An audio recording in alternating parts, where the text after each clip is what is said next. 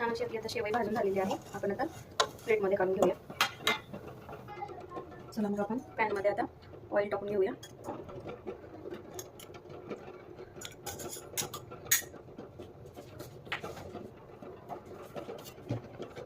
आता आपले ऑइल गरम झाल्यानंतर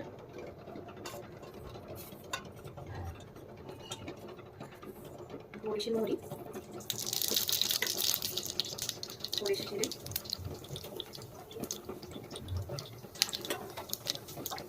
त्यानंतर कढीपत्ता,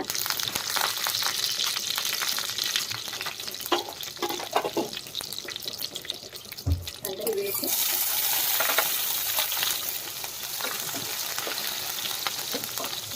छान त्याची मिरची फ्राय झालेली आहे. आता आपण कट केलेला बारीक कांदा ॲड करूया.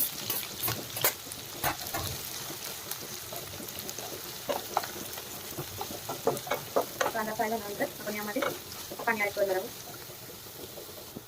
छान असा आपला कांदा फ्राय झालेला आहे. त्यामध्ये आपण ऑइलमध्ये थोडंसं हळद टाकूया, म्हणजे कलर असा छान येतो ग्रीन कलर.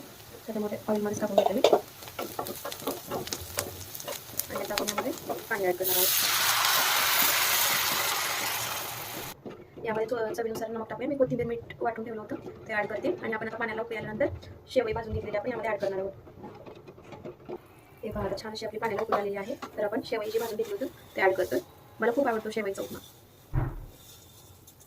तुम्हाला सांगू कसा आवडतो की कसा बनवून ट्राय करा. आता हे पाण्यामध्ये मी सर्व डीप केलेलं आहे. आता ह्याला छान असं शिजवून घेऊया.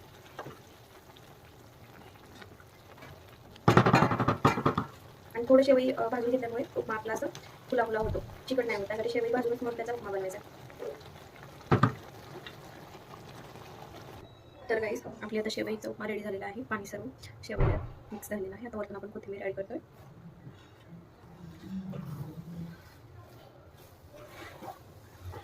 हा बघा एकदम फुला आणि असा छान असा आपला उपमा रेडी झालेला आहे. तुम्ही पाहू शकता. थँक्यू.